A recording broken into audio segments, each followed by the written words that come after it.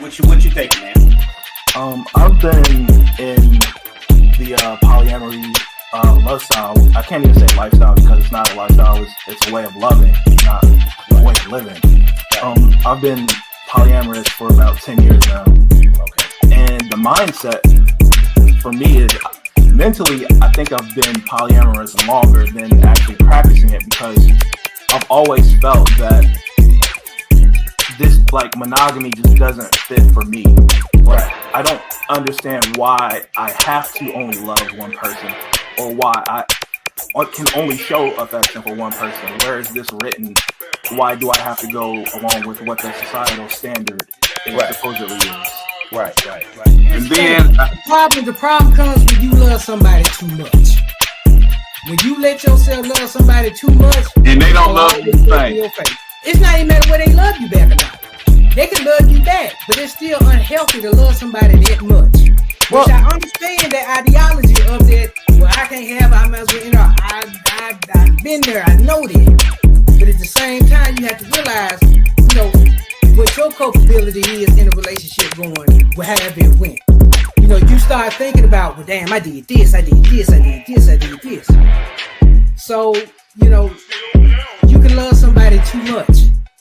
And then, see, this complicates things for us men because we already have a hard time forming those emotional attachments. You already told them, don't do that. The missing link to that goes back to a time before we even thought, why doesn't my father like that? Is that a protection for me? Right. Or is that the way he was raised? Or maybe somebody hugged him one day, a man hugged him. I'm not saying this is what happened, but I'm just saying we got but there are things that could have happened that absolutely that caused him to be the way he is. Made him feel weird, needed. Right. So the things that we think are sometimes a rejection or a lack may have been a protection. And most of the time they are like absolutely. So if we don't understand that, all we know is the rejection. You see, like what I understand with my father, men were going to jail, killing each other, and then now we got bisexual, then we got gays, now we got transgender. So with all of that going on, the purpose of that was removing the black man, the black male from the household. Okay? So with him not being in the household, she's getting the welfare, or she's out there in the workforce, forced to take care of herself, and if she have children, to take care of the children alone. Whether he's in jail, whether he's dead, whether he's bisexual, whether he's gay, whatever. The black male was removed from the home, and black woman was forced to provide for the children, for herself. You're missing one other thing that removes black male from the home. That's white women. Because after a while, it was a run on black men, white women. Yeah, white women. At one point, black men, they just had to have a white woman. No matter what their social economical status was, white women was the way to go. And so that pulled a lot of black men out of the house. Damn, I sure missed that. I mean, I know Rick James, I know, you did it. I just didn't think of that as a major absence of the black man. So being a provider means so many things. Right. It means put you in a house. It means I got your back. It means we're doing this together. It means I'm not gonna walk away when things get hard. That's providing, right?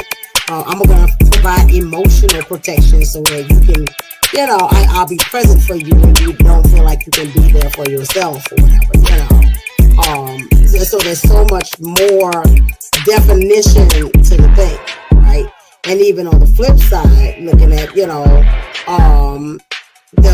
men with kids, right? I remember I did not want a man who had kids. And I was about 25 when I met my ex-husband and stuff like that.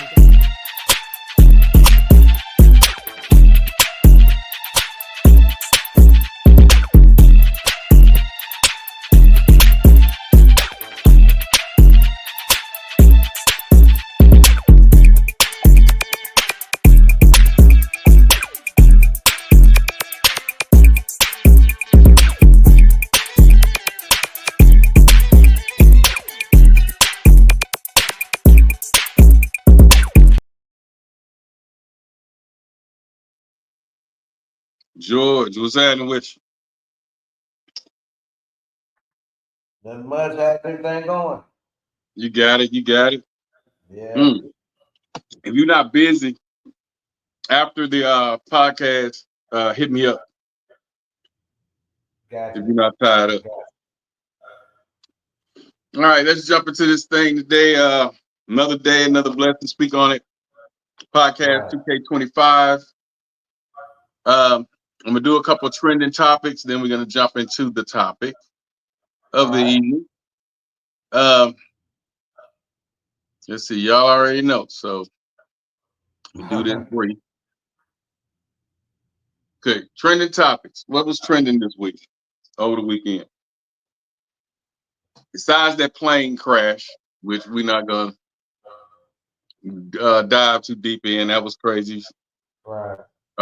Shout out to the passengers, and it's just ironic that it's around the same time Kobe helicopter, you know what I'm saying? Did that thing. So that was kind of weird. But let's see. All right, other trending topics. Y'all already know. Kendrick opened his mouth and they gave him a Grammy, like Drake said. Go ahead and give him a Grammy right now. He cleaned up at the Grammys, 5 Grammy Awards. You know what I'm saying? All of it for one song, though, not like us, not album of the year, and none of that, just one song. Right. And there's mixed emotions about that. It's different ways to look at it. I mean, yeah, it made history. It was the most talked about, trending, and longest lived on the chart this year. So it deserved the attention and the Grammys and everything that it got. So no knock to that. The knock is the fashion in which it earned. It kind of like when Denzel played, as good of an actor is that Denzel is, it wasn't until he played the low down dirty guy in Training Day that he got his accolades. That he got right. But you know, that's just how popular music goes, though, because like, you know, not to take away from Kendrick Lamar, but that Beyonce win was a straight DEI win. But I don't want to, we can get into that later. I got my feelings. Yeah, she did something different, and it trended on the chart as well. But what people saying is what my argument was all the time. If you go and look at any of my hip hop videos, which I'm probably gonna do some shorts and put them on TikTok, but my thing was they're two totally different rappers. They didn't have no business in the arena, no way. And like I said, you're a big wrestling fan. You know who deserve to be in the ring with certain wrestlers and who just know that he don't weigh what they weigh. He ain't gonna pick none of them up and slam them. He's not strong as they are. He's not big as they are. So why is he in the ring with them? Exactly. You know what I'm saying? So with Drake being a pop star, which he got a song saying that I'm a pop star. So he's a pop star. So with him being a pop star, and then you got this hardcore street lyrical nigga battling him. And like I said, it's like Redman going against MC Hammer. MC Hammer went diamond. Redman got the lyrics though. Redman got the street cred. Redman got the culture. Hammer just got good music. Right. You know? What musicians are starting to realize now is what everybody's starting to realize. They have to cross brand. Depending on their audience. And if they want to make that big money and get the longevity the guys like Snoop and them have, they got to learn to brand themselves. And the one segment of the audience, they got to come across as hard. And the next, they have to be lyrical. And the next, it's just a matter of, they're not just artists, they're entities. And they are brands now. Right. And, everybody looking at Snoop, like Snoop kept it, how long Snoop has been relevant, and doing something other than music. That's what people want now. They want that kind of longevity. they want to have the career that he has, and that, like I said, comes through cross branding, comes through, serving many masters. I hate to put it that way, but you have to And diversify.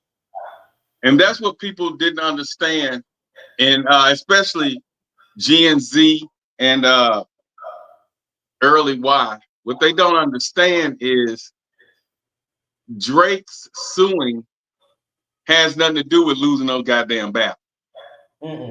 It's when, and then they try to compare it, and like you say, this is a different topic, but they try to compare it to the battles of the old. LL versus Cannabis, or shit, KRS-One MC Shan, or Right. Ice Cube versus Eazy-E. They wasn't trying to kill each other's career. Their aim was to kill your street cred. Right. You say you this, you say you that. Biggie and Pop. You claim to be a this, but I F your wife. You know what I'm saying? And we bad boy killers. You know what I'm saying? Whatever.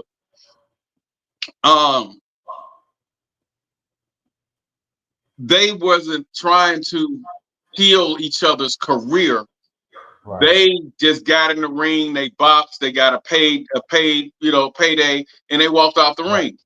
They wasn't like, let me get in here and stomp him out. So the pedo thing, being labeled as a pedophile, that's something that a jacket that if it's even suspect that jacket is on you, you can lose endorsements. And see, back then they didn't have endorsements. Right. It's a totally different era. So for them to say, oh, he didn't do this, he didn't do that. This man had a deal on the table. That jacket on him, then everybody on the internet probing to see, oh, well, this girl was 20, and then when he was 21, he was on stage with a 17-year-old and he kissed her. 17 is legal in Colorado. 16 is legal in Colorado, actually. Her dad was at the concert. Right. And it was just a performance where his team picked out a female, brought her on stage. He did his thing. He even said in the performance, how old are you? She said 17. He said, oh, I'm gonna get in trouble. You're gonna get me in trouble. So then he kissed on her forehead, kissed on the cheek, on both sides of her cheek. And that's a big thing. I can see if he stuck his tongue down her throat. Exactly. I can see if he picked her up, laid her down, and did a sexual act on her. Right. You know what I'm saying? It's no big deal. But when you're looking for something and reaching for something, you'll find it. So when people have an agenda, they tend to throw things out of context and make it there you go. Like it's not what it is. They love to kind of create the narrative. I'm sure some people and more left-leaning media outlets may have said it like, oh, he stuck his tongue down the kid's throat. Just because they want to control the narrative and make it seem like they aren't what they need them to be. So right, and then and people don't understand that. So the suing wasn't because he lost. UMG promoting a song or putting money behind, allegedly putting money behind a song that's saying something false about this artist that's declining his career because of what was said in the song. Right. Now, Drake was he was hanging for a minute, and a lot of people say he won. A few, but Gen Z and late Y, they go with majority. They don't have their own thoughts. Majority of them don't. It's whoever is hot, that's what we with. They could love the Saints, but if Kansas City, the team that's winning, they're gonna run with Kansas City. Fair weather friends, yeah. Man, there you go. Okay, so anyway, I like it, and on the cool, the album he put out. What is it called? X something. I don't know. GNX or some shit. The album is actually tight. The songs that suck really suck. And the ones that's good are really good. So I rate that album a 7.5. And for the record, before we get off this, before we get off the topic with Kendrick, his moves were genius. Right. His moves were genius. He released, well, him and Drake got in the battle. He came with a better song. The Not Like Us song really took off. The other shit was a little bit too slow for me. You know what I'm saying? I'm a party DJ. So the other songs was a little too, a little bit slow for me. I don't really care for the slow, knowledgeable shit. Give me to the boom and the bap, and let me see if I can bob my head and you know what I'm saying to that shit. So he came out with the Not Like Us. It picked up, became an anthem. West Coast jumped on it. West Coast hadn't had no hot rapper over there that was running shit in a minute since really Snoop Dogg and Game and all them. So that's right. They rallied behind him and boom. You know what I'm saying? So I feel that. Then not only that, so that was toward the end of spring. So that came out around May. Song So Hot, it ran the whole summer. Right. All the way to fall. Then when it started dying, the end of summer, beginning fall, that nigga dropped the album. Yeah. That ran the rest of fall all the way to the Grammys. And then now you're doing the concert at the Super Bowl. So man, that's genius. You know what I'm saying? Regardless of how you feel about whoever, that shit's genius. Right. And I gotta give it to him. I mean, nigga, that was strategic. He how we watch the games and we say you just got out coached. Oh yeah. Drake got out coached. And when Drake got in his feelings, and then I think about you when I think about what happened with Drake. Because you speak a lot about therapy, mental, therapy, mental health. If Drake wouldn't have got in his feelings, bro, let that man say you a pedo, then he go in there and cook up a banger and come out and even if he didn't diss him that hard, come out with a banger though within that beef instead of trying to defend everything this guy was saying. You get what I'm saying? That's when the record went, that's when the needles scrubbed across the record, like nigga.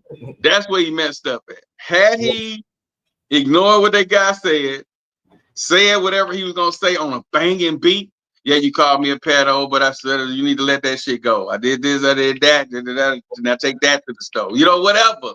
To a banging beat, it wouldn't even been that much of an issue on him saying what he said. You like him young, A minor, all that wouldn't have been that. But he got in his feelings and he came out with a beat, a New York, an East Coast beat. I think it was made by the Boy Wonder or something. Sound like the beat that Jay-Z came out with, Cough It Up for Marcy's son. Ain't nothing nice. It sounded like that. And when he did that, I was like, damn, because he was actually in the groove and hanging because that goddamn Family Matters was off the chain. Meet the Graham had his little moments with the little breakdowns, but if you go back and listen to that goddamn Meet the Graham, the way he was switching it up and then it'll break down. I mean, not Meet the Graham. When you go back and listen to Family Matters and the way it was breaking down, the way the beats was coming in and this song will play and then they'll step out, then he'll come in with something else and he'll come in with something else. Man, that shit was like dope. But then Kendrick came with that Euphoria and then knocked him out with Not Like Us. So, but for the record, they ain't had no business in the same goddamn ring, no way. So my props go to Kendrick. You deserve whatever, but that's just like you weighing 218 and you out there jumping on somebody that weigh 150. Right. I mean, what's the point? And you 40 and this guy 65. What stripes are you gonna get? Exactly. Y'all not the same. And then he was running for so long. He ran since he came out. Drake been on the charts. This last year was the first year he was not in the top 20 on the chart. Right. And this new generation, they want something new. You know what I'm saying? Just like that's why, Trump won majority. People want something new up there. Democrats been doing this and that. Now let's get this man back up here. We seen what the Democrats do. We done heard Drake. Yeah, let's give Kendrick a shot. That's right. So my thing is now though, the ball is in Kendrick's court. Mm-hmm. After this Super Bowl performance, he still got the album running, but what's next? That's what I want to see. What he gonna come with next? You know what I'm saying? It's all predicated on how the Super Bowl performance goes over. Mm-hmm. And if I was Drake, if you played, you ran the summer, you ran fall, you ran all of the winter. Mm-hmm. My shit coming out in the spring, right? And people done heard your album over and over. It's slowly coming off of the, going down on the chart now. Yeah. Drake need to come on out, and I say he need to drop around Easter or something like that, Good Friday. Make it a big drop, and he need features on there. I would have 7 songs maybe with me by myself, and the other 8, 9, 10, 11, 12. The other 5, I'm gonna have some features. I want the hottest rappers that's out right now. I want that D-Lo dude. Yeah. That say what's that song? Yeah, we're working with you. I'll get D-Lo, Boss Man D-Lo. I'll put Glorilla. Gotta have Sexy Red. I'll do somebody else that's super hot. I don't know if I'll mess with somebody like Tyler, somebody that's hot right now, that if they see me on they shit, they like, let me see what he said on here. You gotta do Young Thug. So you got Boss Man D-Lo, Glorilla, Sexy Red, Young Thug, and you need at least 2 more features on there. And I feel like it'll rock. Even if he hooked up with Big Boogie or somebody, he need to get a rapper like he did on that 101, 505, whatever. Look alive, and he on there doing all that. Hook up with some of them. You know what I'm saying? And shit, man, you back on top. Whether he do Ghana, but he got Young Thug, so he probably wouldn't do Ghana. But and then Future ain't in there. But yeah, those features alone would get him a hot selling album, and he can run the spring all the way to the summer, and then drop another one on his birthday in the fall, October. Right. So it ain't over. He just got to make sure he stick with the right producers and get some features on there with people that they like and that they want to hear. And then when you get them on there, you come with some shit. And 21 Savage, he got to do 21 Savage. So that's just 6 features right there. Boom. Okay. You know what I'm saying? And you in there. And probably throw that little Mexican that little rapper, Receptive Day, put his ass on there. You know what I'm saying? But it can ride. It ain't over. But this is what besides all of the things, this is what Trick Daddy said. And this is what I was saying all along. So I felt everything that Trick Daddy said. And I said this on my hip hop podcast. Peep this. Now what I don't agree with last night is why they gave Kendrick Lamar the song of the year. I know why. They not like us, because BET would never get that award up. And what I was saying to clarify everything was I don't think that Kendrick Lamar's song was the song of the year. I don't think that Kendrick Lamar and Drake they have nothing in common to be battling against each other. I think just competing against our art form, I think verses was enough. I mean, do a verses, everybody knows that. If you want to do a verses that Kendrick Lamar could never stand next to Drake, everybody knows that. So it don't make no sense. It's like having your 5-year-olds get out of the yard and fight and say, you know how mama used to do us back in the day, and you better win. How I better win? So you want me to go out here and get beat up, and if I get beat up, I'm gonna come back in the house and get beat up again? That's how I look at it.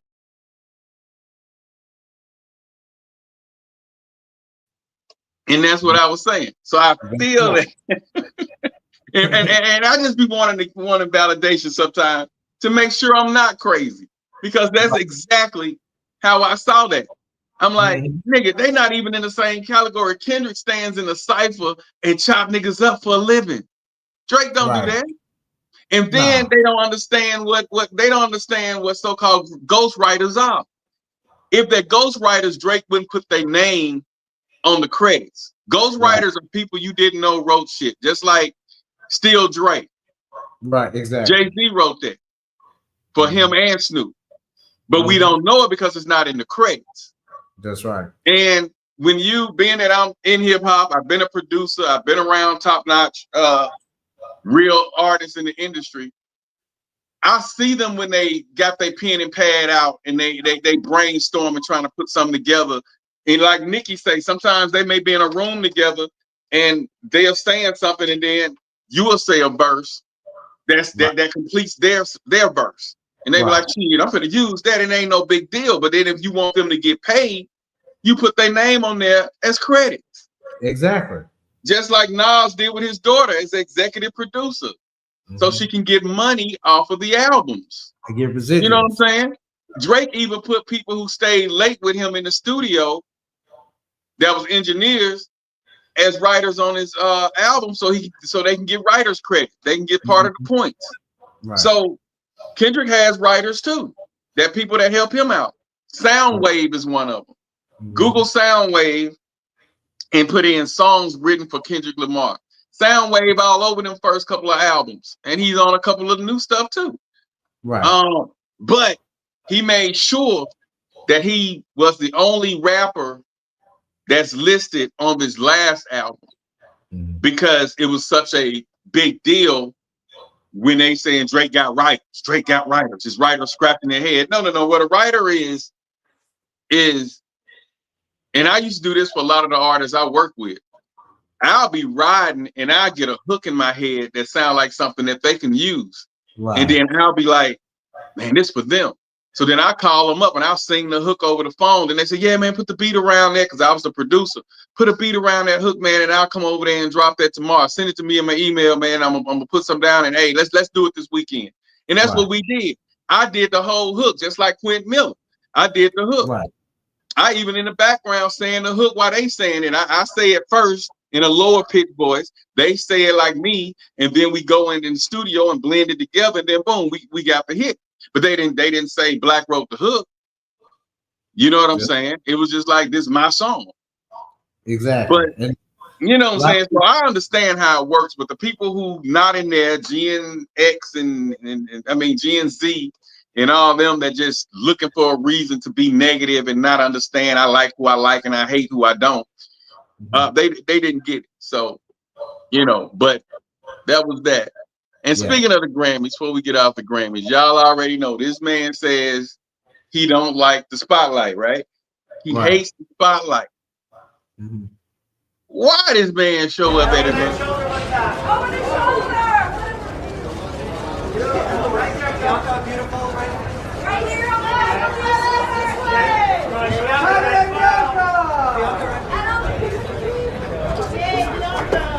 Over the shoulder.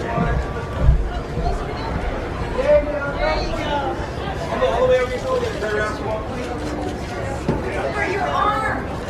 Straight ahead right here. Bianca right here, please. Thank you. Bianca, yay! Bianca, sweetheart. One more look straight ahead. One more look to the left. Yay! And then Bianca, hey, right in front of you, please. I still want to keep. Yay, Bianca! Yay, together, little smile. Right, guess one time. Bianca, look at that. That's that smile. Love it.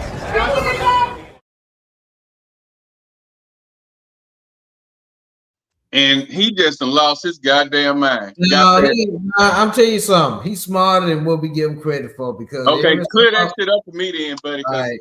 I'm looking at him like he the most ignorant. Then he got that piss poor look like trailer trash. Right. Starving, her ribs showing.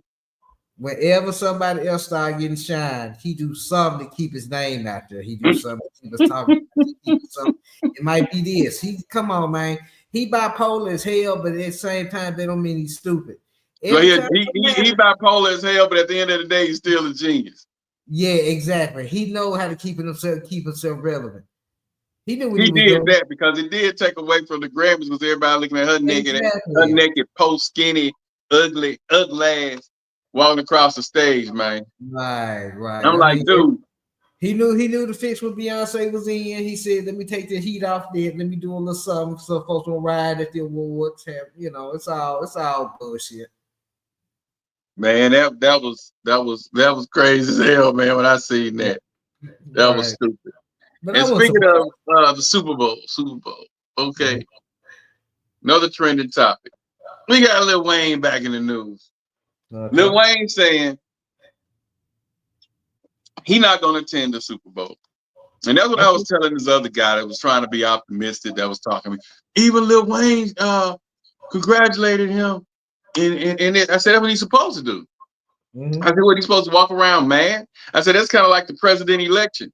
When the president that loses have to come out and consent. Yeah, concede. That's right. Yeah, they have to come out and concede to him. They have to say, hey, I lost. And I want you guys to get out there. You're going to support him. We're going to make this happen. I want to make sure it's a smooth transition. You know what I'm saying? Right. So that's what you do. But that don't mean that's how you really feel. That's just for the public. So, and so you won't appear to be a hater or also a loser. Well, it's a matter of it's a lot of it is a matter of having class. It's just a classy thing to do. You accept your defeat, you concede. It's just a matter of having the core intact about yourself. And you just call it a day. Concede, and that's that. So that's what that means. So he came out earlier this week and he had this to say. Y'all know I'm not gonna be there this week, which means I guess there's a seat to fill. Shout out to New Orleans, but I've been working on something very special. I got something exciting coming for you. Thursday, the 6th. Till then, I'm just chilling.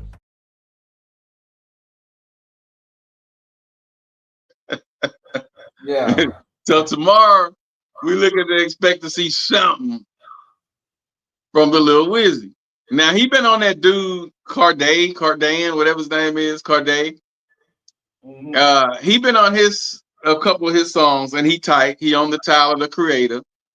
The deal is, Wayne got so into his skateboarding and his, drugging and hanging out with his new lifestyle that he got away from the music. Wow. And that's the wrong thing to do with this G and Z shit going on. Right. G and Z and G and Beta being away and making yourself irrelevant is not the thing to do these days. Wow. And so they fell victim to that. And so they like, what songs can Lil Wayne do to rock the crowd? Nigga, you act like Lil Wayne ain't never been out. Lil Wayne ain't been Lil Wayne since the Hot Boys doing nothing. Exactly. He not packing out and selling out arenas for nothing. Yeah, he wasn't listed. He wasn't calling himself the greatest rapper alive for nothing. Right now he just so they just need to pay attention to what's going on. But that Gen Z don't. That's a totally different breed, bro. And then they saying that Beta, the generation after Z, is crazier and worse than them. I'm like, no, it can't get no worse. Right. But yeah, that was that. A lot of it is the millennials too. So.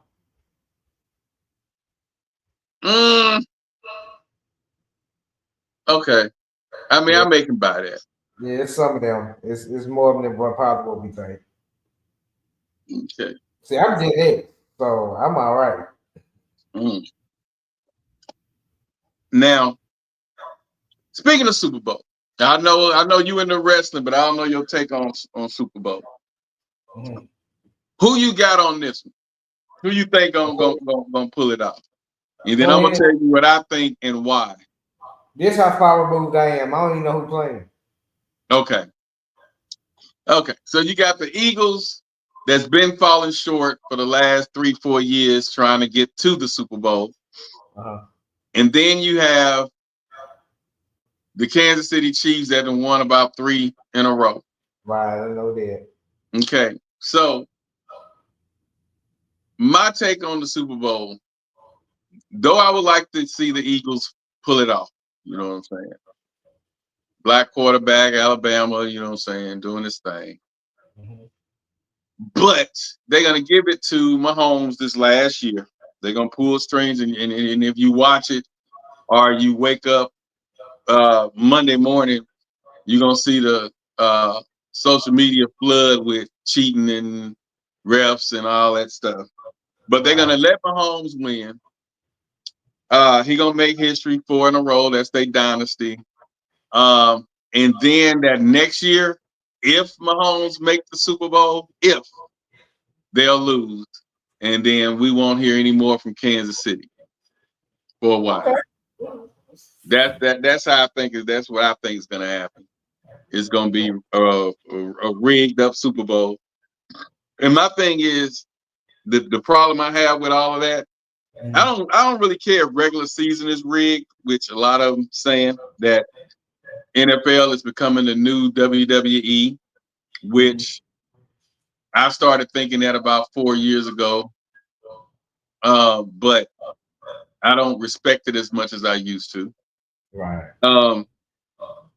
But regular season, if y'all want to play with the referees and let them call plays that messes up, that determines a win or a lose, do that during regular season. But when they hit pro season, referees need to stay out the shit and let them men play ball. Yeah, It was an obvious foul, an obvious foul. Wow. You know, that's what I want. But like, you know, that's less than likely to happen. So I give it to Mahomes. He gonna win. He gonna make history. He gonna do more than Tom Brady. Yeah. And then they're gonna let him.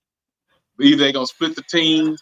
It's gonna be something like that. But they won't win another Super Bowl. They won't win again in 2026. This they last. The thing you got to remember about sports is that in life it's just like anything else. Anything with that much money involved, it's gonna be fake on some level. You know, somebody got to weigh their shaving points with not meet the spread or whatever. It's always a hand in when something with that much money is out there. Yeah, and I hate that. But Yeah, you're right. I hate it. Yeah. But you're right. So yeah, Kansas City will win it. It'll probably be by a field goal or something like that. It's gonna be by 5 points. Something like it's gonna be a low score, but Kansas City gonna pull it off. Probably a last minute field goal. Right. You know what I'm saying? They ended on the 28-yard line field goal. And see, right now, the powers that be, they want to give America a feel good moment, so they'll rig it the right kind of way. You know, you give Kansas City a nice little dynasty that'll take everybody's mind off deportations and stuff for a minute. It's gonna be a feel good Super Bowl. It's not gonna be. I don't think there's gonna be no controversy. I think they want to do something that's gonna pacify the American people and keep them off other shit that's going on. Right. All them tariffs, but yeah, it's to get it going. All that plane crashes and things. Yeah. Okay. Okay. So with all that being said, alrighty, I wanted to start on the topic at 10 o'clock, so we're a little off, but let's see. Topic of the night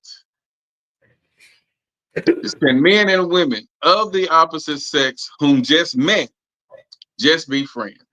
And the key words in there is whom just met. These are new friends. And we ain't talking about Sally Mae up the road and her mama and your mama hung out and y'all been knowing each other since grade school or middle school. We ain't talking about that. Right. We talking about somebody you just met, whether it's at school, You know, whether you're doing college and you meet them, whether you're at a conference, whether you're at a job fair, Right. whether you're at work, because we already touched up on the closest thing we came to this topic was when we talked about the work husbands and work wives and work boyfriends and, you know, work girlfriends. So this one is kind of different because they're of the opposite sex and they new. He's somebody brand new that you meet. Right. And how much trust can you put into someone you just met? How much will you say? Right. When you leave home and things ain't right at the home front, and that friend come over and ask you, and this go for the females, male and female, that friend asks you, hey, you kind of down today. You're not yourself. What's going on? Vulnerability is a motherfucker. And I was trying to explain this to the wife. We was watching a movie called Under the Influence on Tubi. You know what I'm saying? Because like I say, people talk about the Tubi movies. Yeah, some of the quality is, majority of the quality is terrible. But the thing about the Tubi movie is it's cheaply made realism. Yeah. Shit that really can go on in the hood, that really go on in people's lives. Mm-hmm. You know what I'm saying? Right. Especially they touch up on the cheating stuff. They you know, it's things that can actually really happen. And I was like, and that's what I noticed because the television, we was watching something that we had been seeing, you know, and it just happened to make the Tubi movie list. And then we started watching the movies that came on after that. You know, I was like, hey, that ain't that bad. So that Under the Influence, old girl was drinking to perform, think that her husband was a business guy and he'll use her to work the room to close the deals and things, you know what I'm saying? And she would have to drink to socialize. And I can identify with that because as a DJ that was antisocial, I had to drink to turn up on the mic to become DJ Black. You know what I'm saying? And I have to, just like when I'm doing this, I keep me a cup to become who I need to be for the people to see. And so she would drink and to close deals, flirt a little bit and do all that stuff. A dangerous game. But I was explaining to the wife, though, she ended up having an affair, a full-blown affair. The husband was out of town and she ended up sleeping with him. And with the guy she just met. And so I was explaining to the wife that when you're vulnerable, you make decisions that you wouldn't make when you was sober. You get what I'm saying? And she was like, well, no, she ain't had no business talking to him. She ain't had no business going over there. And I'm like, when you're vulnerable, you feeling like the husband or the man you love don't care about you. He's across seas some goddamn where, 4 or 5 states away, working, he say, and you're there. You know what I'm saying? You try to come on to him and show affection, and he like, hey, I gotta go get this deal closed. You know what I'm saying? So, you know, we'll save that for another day. And he leaves. That woman is left feeling vulnerable. Right. And that's why I say never make lifetime or game-changing decisions under desperate measures. Right. Don't get to your last $80 in the bank and have to make a decision on should you sell something or should you not. Because you're gonna give it up.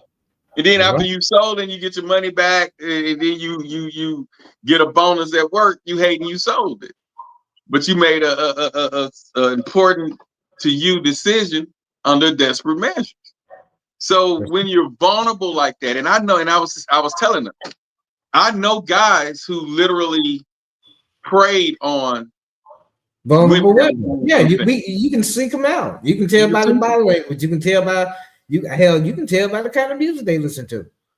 So yeah, we know how to seek that out and exploit it when it's convenient for us. Right. And you must admit, you know guys that sit in the cut and wait to see a woman looking sad and looking down. Oh yeah, you can tell. And there he go. And there you And go. You go right and in if for he the say the three. right things, he move the right way, he show concern. Now she's thinking, this guy don't even know me from Jack, and he shows more concern and affection than the husband I've been with for 12 years. Right. It's manipulation. You know what I'm saying?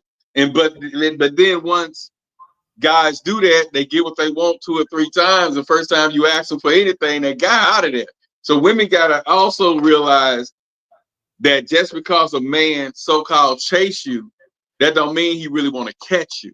Right. He might You just know want to. how when you playing, you a chase up, when you was bringing your boys up, you run with them so far, and then you would just stop and make them think they got away or whatever, but you wasn't It's really just- trying to catch them. Right. It's You just could like have when caught them if you wanted to. yeah, it's just like when you fish and you throw the fish back. Right. And so being vulnerable, being desperate, you will do some things, especially when alcohol, marijuana, or drugs come in the mix. You're not in your right mind. And that goes with guys too. Let's say a guy with a broken heart that then left out and he's at a bar. Right. He's gonna be a little bit more flirtatious, a little bit more, hey, how y'all doing, than what he did when he was at home chilling, with a happy wife, living his happy life. A special spouse, a happy spouse in the house. Right. So being vulnerable do make you make decisions that you wouldn't make had you been sober. So, and what prompted the topic of the night was this, what I saw. Just because a man and a woman hang out doesn't mean they're having sex. You know what I'm saying? Somebody backed me up with this. And when she looked for the backup,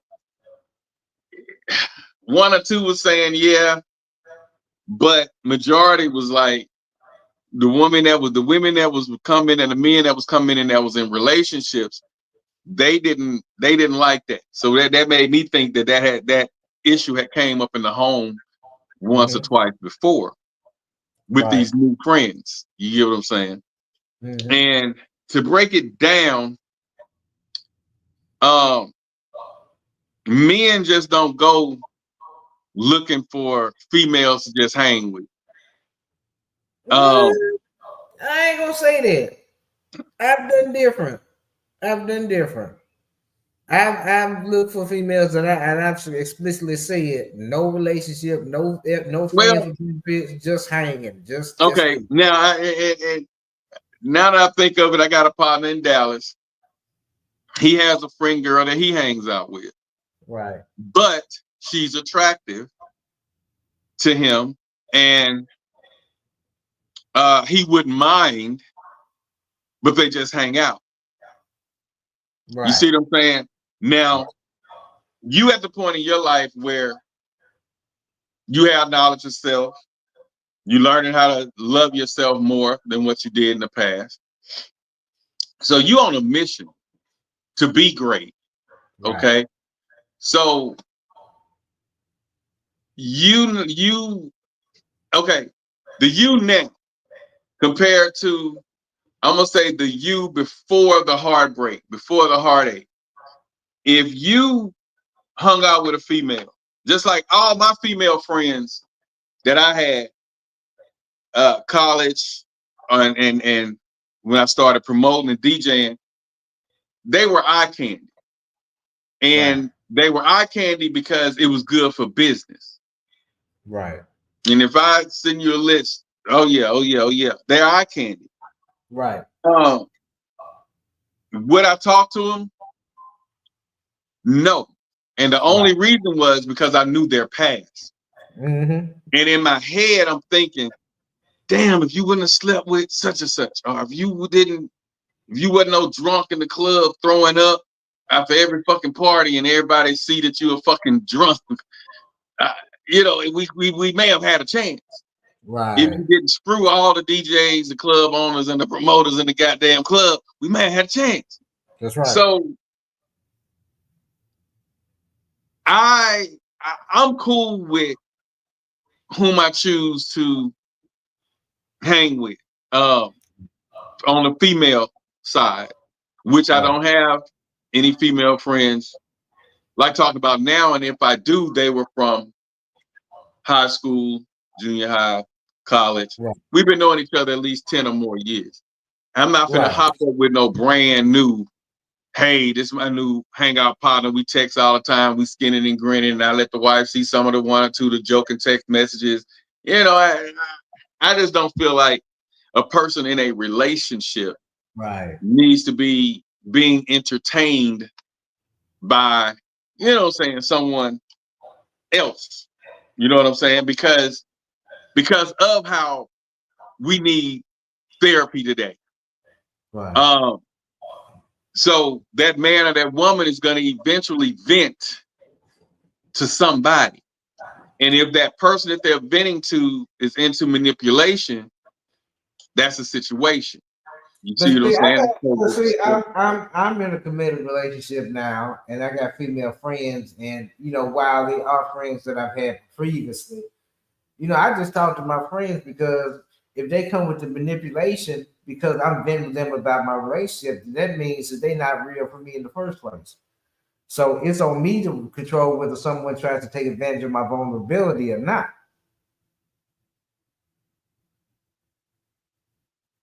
Okay. You got to be careful about that too. And let me ask you this thing.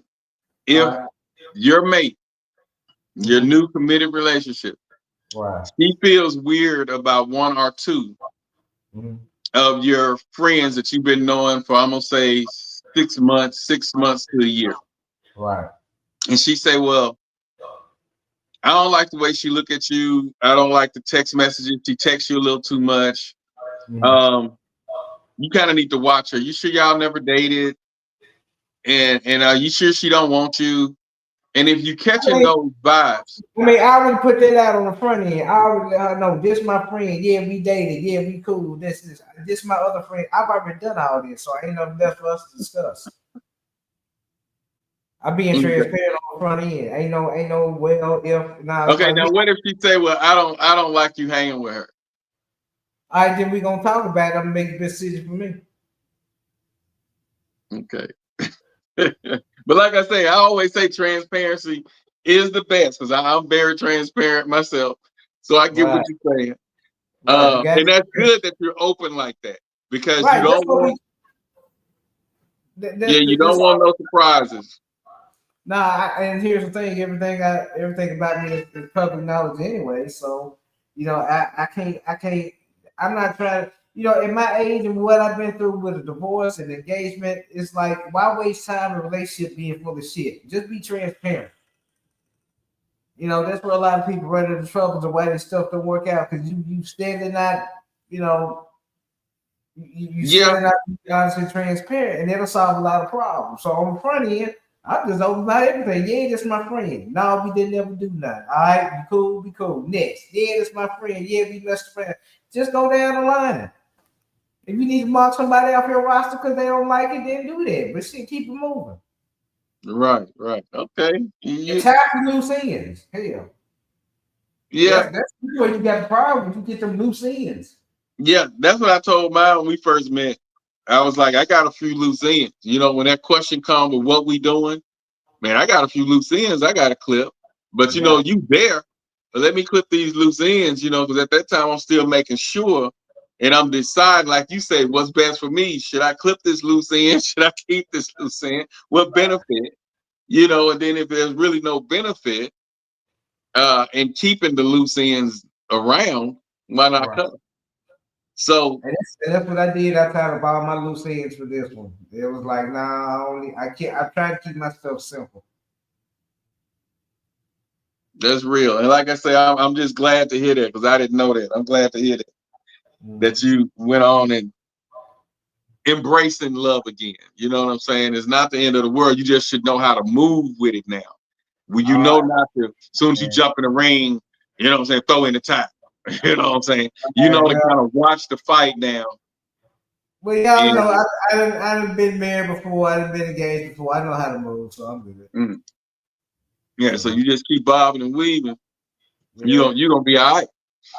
Yeah, And so so, so now I can really promote my life coaching and relationship coaching business. So I'm getting my relationship coach certification.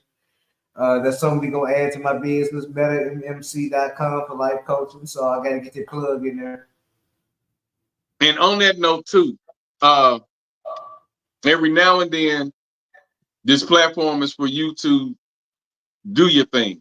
Just say, hey man, next Wednesday I want to do such and such, and Right. have my brothers on here. This person, that's this your platform. I give you all the information. You do your thing. You know that's what we do. That's why you see Chanel has her Right. thing, her shows that she does every now and then on here. She used to do all the time. But it's open. If you just want to get on there and just talk for 30 minutes, it's open. You know, hey man, what you doing next Wednesday? Do you want to take off next Wednesday? Because I can always find some shit to do. You know what I'm saying? I got stuff for Well, white it's people too. definitely, it's definitely some new things I'm getting involved in, but you Yeah. know, we got to do more networking collaboration. But back to the point that we were talking about, it's possible to be friends with a woman and not sleep with them. Now, I'm not saying there may not be moments of sexual tension with a platonic friend, but yeah, it's possible. Just Yeah. because you're And friends don't mean that's what you're I sleeping with say. It's possible, but at the same note, it tends to work out better being friends when you're them. happy at home. Are you content at Right, home? You get what right, I'm saying? It's right. when you're broken in your household, and when you go out there in the streets like that uh message you had, that you're vulnerable. You're sending her out there to the wolves. You see what I'm Yeah, saying? about that 3 and 2. That was utter bullshit anyway, because that wasn't a good example. Because here's the thing: if you're going out there vulnerable, that's your responsibility. You know what I'm saying? If you, it's for Yeah, you. Like, that's what the wife was saying. We was going back and forth. Vulnerability is a hell of a jacket, bro. right, it is. But like in that thread I sent you, the debate was the woman was saying, well, if a wife is unhappy, you got to look at her husband. I'm like, nah, that's bullshit. I'm like, nah, if a wife is unhappy, she need to look at herself. I sat up there and had a wife of my marriage Just breaking up. like we said on the podcast a few weeks ago, and we say all the time, off and on. You can't nobody make George happy. Can nobody make your mate happy? Can nobody make me happy? Can nobody 24 hours make the wife happy? Right, We have to be responsible first for our own happiness. right. You get what I'm saying? For our own sanity. We have to know. That's why you have to learn love thyself before you go out trying to love somebody else. Right. See, why you think all my stuff wasn't working up until now? That's because up until now I didn't love myself like I needed to. Mm-hmm. I was still on my journey of healing. You know what I'm saying? And I healed to the point where, hey, I'm ready to embrace some new opportunities and keep it moving. But you got to do that healing. And for me to be dependent on a mate or anybody else for my happiness would be damn foolery. If you're not happy within yourself, how the hell you gonna be happy with somebody else? Exactly. So I didn't know that people was in the comments saying that they blame the husband. And then I always was one who looked at both sides, bro. Like Right. when they say, "Ooh, he wrong for the way he did her," I'm like, "Shit, what she do that made him do that?" That's right. Because majority of men, not all of them, majority of men, and I'm saying Gen X, you know what I'm saying, late the early Gen Ys, a lot of men, they act off reactions. Most men are kind of laid back in their relationship. Right. A lot of them from that era. Now the new ones, they divas, they competing with them with their women. Right. They look too But emotional. yeah, they emotional. But most men, Gen X, late Gen Ys, millennials, they kind of laid back. They chilling. Baby boomers, all them was chilling. Right. They reacted after an action. So Mhm. that's why when you watch the movies or when you heard maybe mom and dad, he'll say, or you'll hear somebody say, well, you acting strange today. even in them songs. You acting kind of funny lately. Right. You get what I'm saying? What you know, what's going on with you? Usually you have my food fixed. You ain't been fixing my food. You fixing your hair different now. You coming home late from work. Men notice things, ask questions, and then react. Well, there's a saying. There's a saying that when your hot water turns cold all of a sudden, that means somebody else used it up. So take that for what it sounds like. Boy, you wild. But that's a good one. That sounds like something would be in a good blues song. Oh yeah, well y'all know where I'm from now. I'm from Memphis, the home of the blues. So Okay. South Memphis right here. We got some crazy stuff going on there, but that's a whole other show. Yeah, man. You can definitely be friends without sleeping with somebody. I've done it several times. There are several women that I've been friends with and have had friendships with, tight friendships where we've slept on the same futon and nothing happened. I mean, I've had that too. Right. With rappers I've met and female rappers, we write, look out for each other, food, whatever they need, clothes, whatever, and it was nothing. Right. So yes, can it happen? Yes. It depends on your situation in your relationship, at home, or whatever you got going on, which determines if it's healthy or not. Right. So, and that's an individual thing. You have to judge it on what's healthy for your particular relationship. For your relationship, because I feel like if you're unhappy with your mate at that time, and you meet somebody, just like a lot of people were saying under the thread, dating an attractive person. I mean, being friends with an attractive person. Mm-hmm. So let's just say you settle, because what is it? 85, 90% of women don't marry men that they wanted to be with. Okay, so let's just say you settled for this guy because he was available, financially, emotionally, he was there for you. He was the one that was there. And then you made your choice. You was like, well, I want John, but Henry is there. And your friend that you meet resembles John. Mm-hmm. He got the looks. He ain't got to have all the money that Henry has, but he got the looks. He got the conversation. He got the swag, and that's what you really wanted. But you with John. John may be fat, working construction. You know what I'm saying? But he nice and he there for you. You see what I'm saying? So and what every woman should go for in this situation is this scenario. Let's say you get sick. Let's say you get paralyzed from the neck down. You can't have sex. You can't do nothing. Which man is gonna still stay there and take care of you? I mean, it's gonna be Henry, but Henry often get messed over. Exactly. Well, when Henry turns to an asshole, don't nobody say nothing. But she's being shown what's best for her. Sometimes what you want ain't always what you need. So sometimes the person you want, the person a lot of times you want is what you may think you want, or it may be who you want for the moment, or you don't know how you're gonna feel 5-10 years down the road. And dude, I seen this post, man, and I wanted to say something under, but I let her live. And I get what you're saying, because at the end of the day, it's not about, and we say this all the time on the podcast, it's not about looks, it's not about money. You can't be in a relationship because of sex. Can't be in a relationship because you look good, because you fine, because you're making all the money. You can't choose those avenues to say, this is going to be my relationship. This is my person. Right. It has to go deeper than the physical. Right. And so, and like you say, it depends on where you are in life, because y'all know me a couple of years and know the person I've ultimately set myself on has to have certain qualities. So who you pick as a friend, as a mate, is depending on where you are in your life and what you've been through.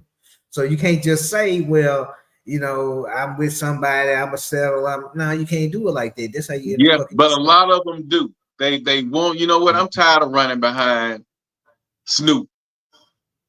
He got too many baby mamas, too many girls, and I've been there for him, and he ain't committed to me yet. But we done had 2 kids together. He got 4 more baby mamas, and I'm tired of running behind. Well, I mean, it's like this. What were those relationships were likely built off one night stands and who got a nice car. And they wasn't built off no relationship, nothing foundation, no goals or nothing worth a shit. So if you build a house on bullshit, it's gonna do nothing but crumble. You're not gonna have anything to build off of. And half these folks out here doing this stuff, they hadn't done any kind of healing, any kind of therapy to get themselves to the point where they need to be in the relationship at all. But you know what? You know what though, George? And like I get caught up in that. This girl posted on social media last week that I know. She said her life became so much better when she stopped running behind the man she wanted and settled with the man who wanted her. Okay? So the man she wanted, she gave up trying to get him because he was hurting her and dogging her out. Right. But so she went for the man who wanted her. Right. Okay. And I say this could be a totally different topic too. And we probably will come back and elaborate on it when Austin joins. So the problem I have with that is what I was telling you one time on the podcast too, when it comes to choosing a mate. The relationships that work, the ones that work is when that woman put a little forth an effort a little bit more to get you. Mm-hmm. She wants you too, instead of you. What's up? Hey, I called you yesterday. You ain't pick up. Hey, I sent you some roses the other day. Hey, did you get my text? That one you got to do too much to get the attention back. Compared to that one that's calling you. Hey, where you at? I guess you was working late. I called you 2 times. You know what I'm saying? Or hey, I was just thinking about you. Do you want to go get some lunch? I cooked here at the house. I want to bring you something. The ones that do that are the ones that want you. Exactly. But if you running behind this one, when can we go out and when you gonna make time for me and all that shit? She really ain't feeling you. And you know what though? I'm guilty of that because I did to follow up behind. But see, now I'm with somebody that's doing everything equal, 50-50. And like I said, had I not been in therapy and doing my healing, hell, I wouldn't be receptive to new opportunities, not just in terms of relationships, but in terms of economic things that are opening up for me now. So you have to be on the path of healing. But if you're not on the path of healing, man, you don't need to be in a relationship with nobody. All you're gonna do is mess it up. You're gonna piss in your own Kool-Aid. Yeah, and we say that all the time on here too. So when she said her life became better when she gave up on the man she wanted and got the man that wanted her. Mm-hmm. How long is that gonna last? It just depends on. I mean, we never know. I mean, we can't get. I was married 16 years. I thought mine was gonna last. You never know. You never know because people change, things change. You never, ever know. All you can do is go in and just see what happens. That's all you can do. Because people get married every day, plan to be together forever. People plan to be together for a week, be together for 3 years. People who move in with each other, they plan to be together. Right. You just a lot of times. Yeah, you just don't know. You just don't know. All you can do is do the best you can, try to love each other and be open and be transparent and just hope for the best.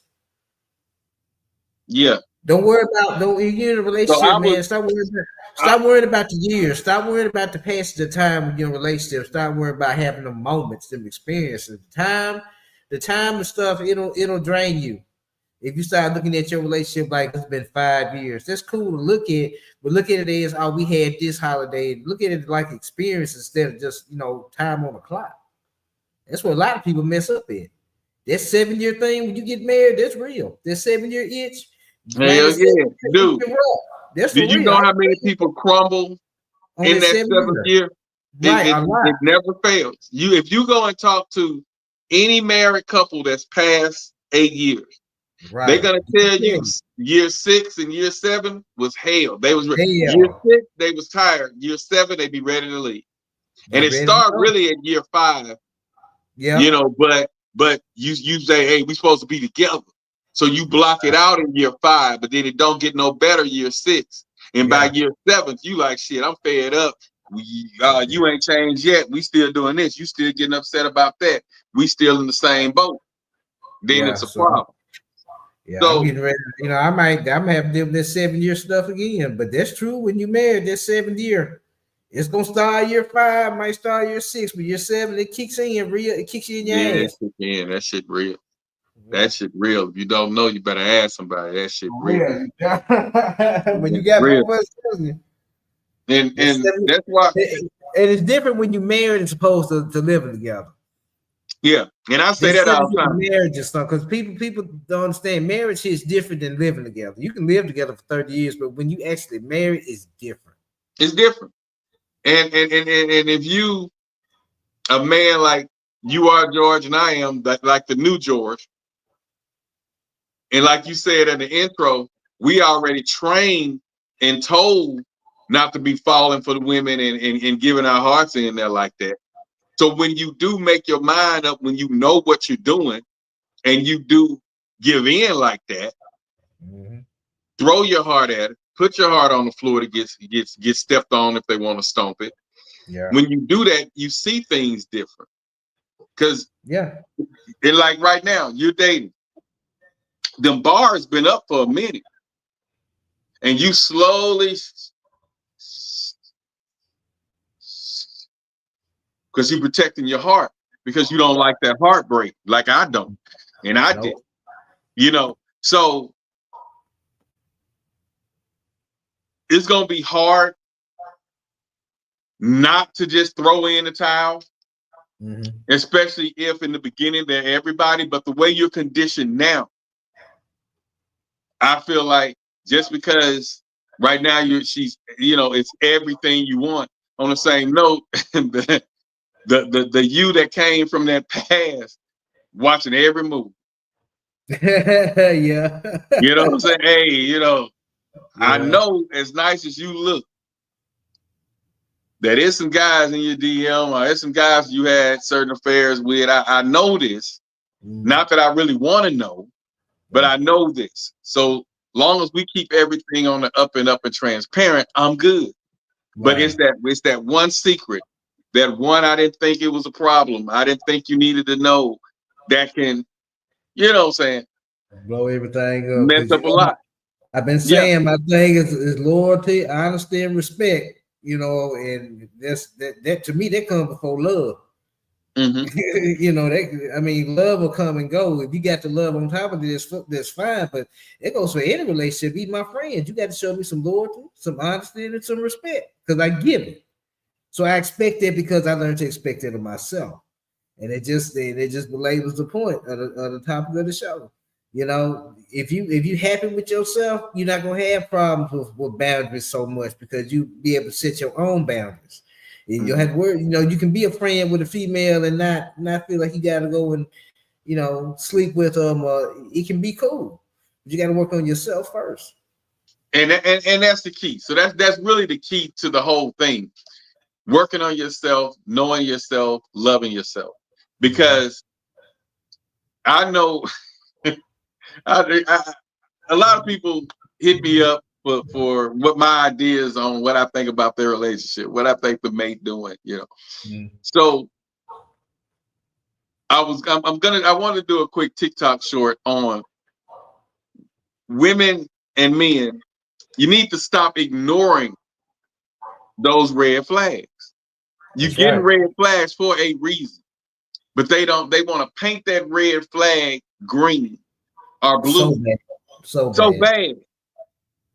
You knew when she started talking to you crazy that there was a possibility that somebody was in her head, because she never talked to you like that. Right. You knew when you seen her phone and it was a guy saying, I miss you, and she saying, I'm getting wet now. Reading your text, I'm getting wet.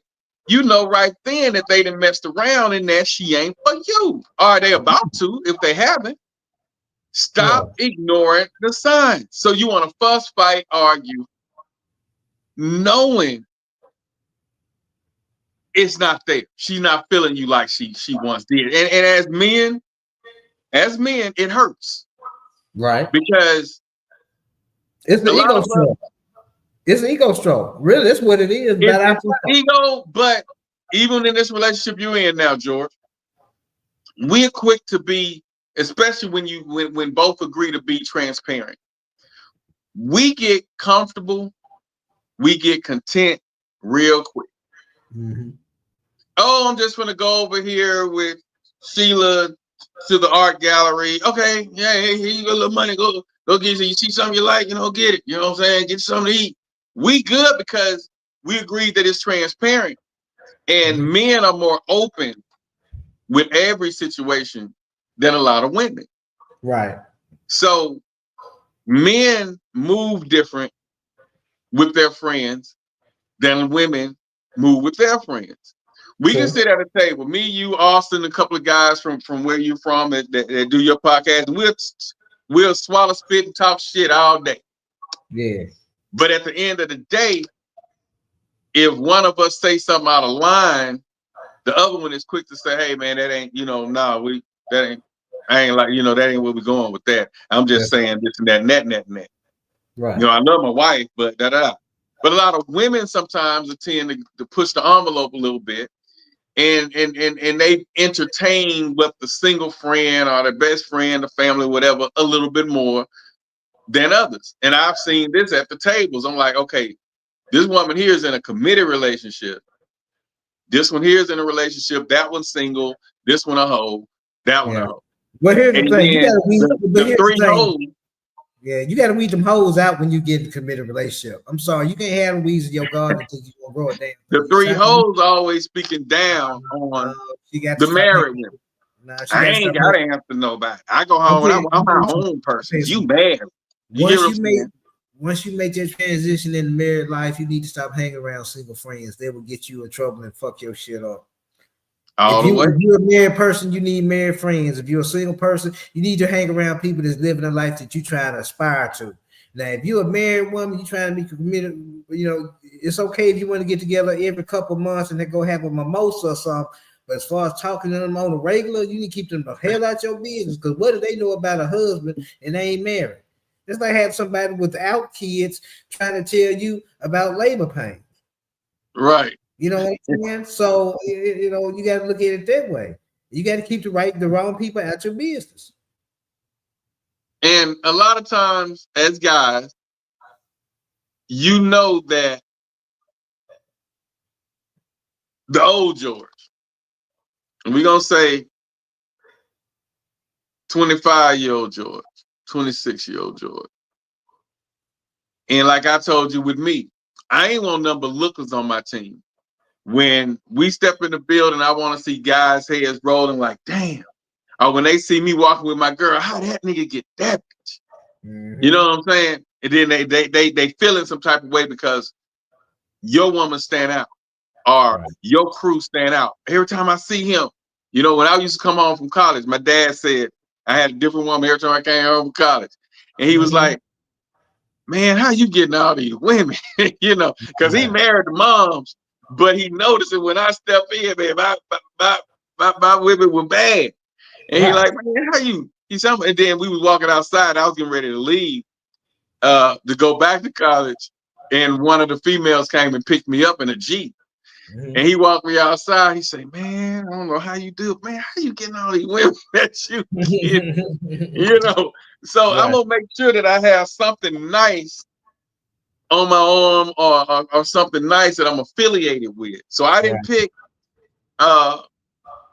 as Pops used to call, I didn't pick the mud ducks to promote for me because I knew guys were quicker to cater to you, like when it's time for me to rent a club or something. And he looking at this woman thinking he got a chance. I'm finna give me a discount on this rental. We finna split the dough. I ain't finna have to pay no $2,000, $1,500 just to get the club. Nah, nigga, we finna split the dough because I'm finna send her in there to talk to you, to negotiate. You're gonna be talking to me, but while you talking to me, I'm seeing your eyes glimpsing at her, trying to see if you catch her attention. You see what I'm saying? So I was trained for that. That was business. You know, and so when it comes to friends, though, this is my first time being in a real committed per se relationship because I'm married. Right. Like I said on the last podcast, it was if you wasn't married, if there wasn't a ring on there, I was taught from the old heads that she's a much right woman, meaning she got much right to talk to whoever she want to talk to. When you gonna make her an honest woman until you put a ring on her head, nigga, the old school cat. I was like 20. Old school cat say, hell, I can talk to her today, and ain't nothing you can do about it because she don't belong to you. You ain't married that girl, man. And I was like, damn, you know. And so that kind of set in. So I'm saying that to say, when it comes to being friends with someone, if you don't have that with the opposite sex, if you don't have that stable, transparent, open, honest, trustful to a degree relationship, when you hit those troubled waters, it's gonna kill it. You're not gonna talk to your mate about it. They end up talking to that friend. Now, and here's the thing. That might can be a good thing. If they really a friend, they won't guide you wrong. But you got so many sons of bitches out here that slow down and try to mess your stuff up. Especially now, your real friend, this is what your real friend will tell you. If you vented to them about your relationship, they're gonna tell you, first of all, they're not gonna get too involved, they're not gonna judge, they're gonna calm you down, and they're gonna tell you to talk about it with your significant other. If anybody's pretty much telling you anything other than that, they was some fuck shit. You don't need today, George, the difference is with today. See, back in the day, they respect each other. Right. They look at your girl hand, if she got any kind of ring on, he backed down. It was pipe down time. You know what I'm saying? Damn, she got a ring. How many times one of your partners came to you and say, man, I seen this dope girl, man, we was vibing. She was nice, but man, I looked at her finger, seen a ring, man. Dang. Well, here's the thing. It's the ones with the ring that approaching you. It's the women with the rings to say, hey, I'm trying to do something on the side. You know, my husband know I ain't have. It's that what's going on there. Because I ain't See, gonna lie. When I was married, that's when I really got approached by women. They would see my ring and be like, your wife ain't got to know. And I would tell them, but I don't. Okay, now that I learned that women go after men with rings. I didn't know that women with rings are approaching guys now. I didn't know. Now that's new to me. Yeah. Because when I came up, like my partner, one of my partners, he got married like a year or two after high school, that white boy shit.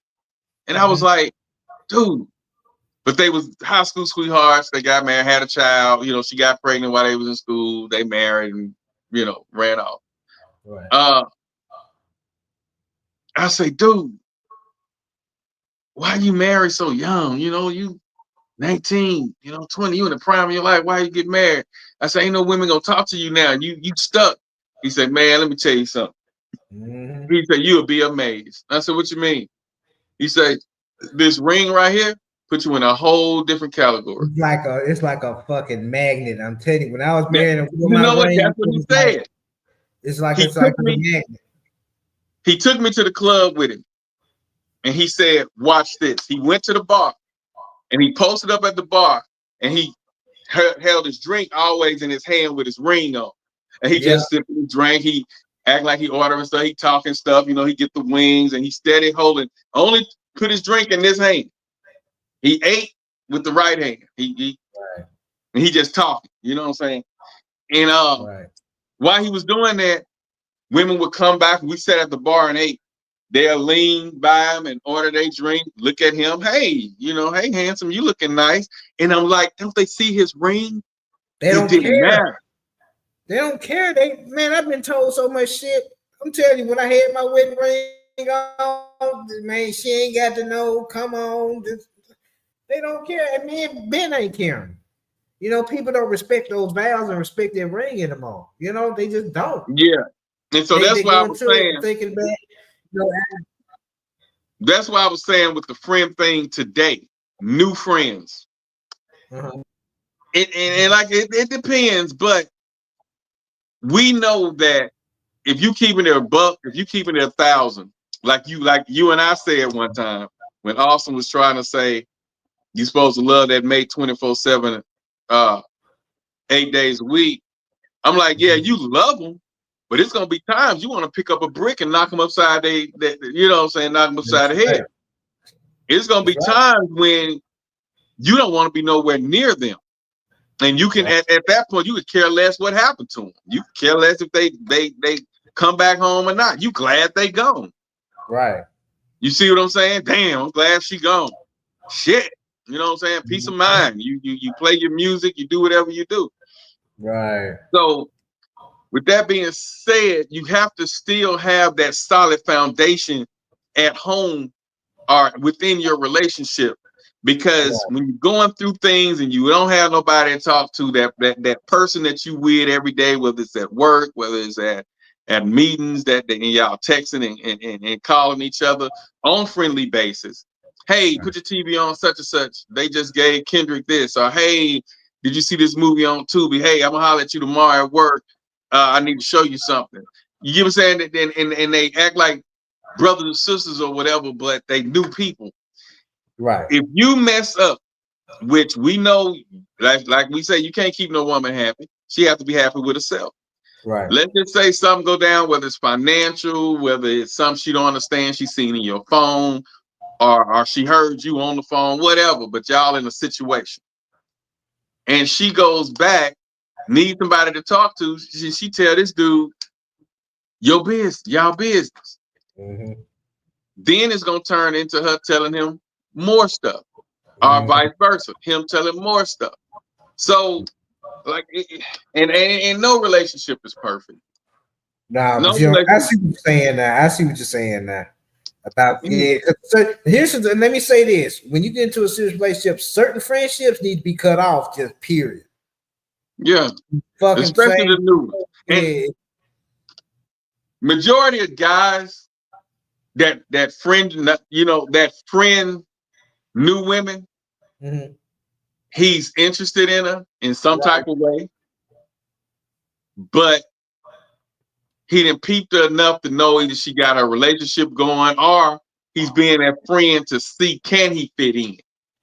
It ain't just he just walking around at random and picking a friend a lot of the time. He's building a roster. Now, if you pick one, it's because she can help you in your next step. Right. Hey, yeah, I seen you did that. I like your presentation. Da da da da. And then y'all start hanging out once or two, and then you just getting the knowledge. She doing your website. You know, you getting your thing going. You not looking for a friend to just be a friend. Like I tell women when we break up, or if we finna try and decide if we gonna talk, I don't need no friends.